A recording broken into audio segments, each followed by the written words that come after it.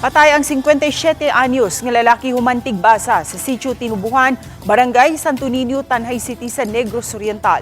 Dead on the spot ang biktima tungod sa mga samad tinigbasan sa nagadayang bahin sa lawas. Nabunit usab sa mga bulitas ang likod sa 60 anyos nga sospek sa pagpanigbas human po sila gamit ang improvised shotgun sa anak sa biktima. Nakuha sa crime scene ang sunda nga gigamit sa pagpanigbas ug ang improvised shotgun nga gigamit sa pagpamusin. Matud ni Police Lieutenant Colonel Romeo Cubo, ang hepe sa Tanjay City Police, nga migawas ang biktima sa ilang panimay, diin giatangan siya sa sospek ug dayon gitigbas. Ang hitabo nasaksihan sa anak sa biktima, kinsa mikuha dayon sa iyang improvised shotgun ug mipusil sa sospek.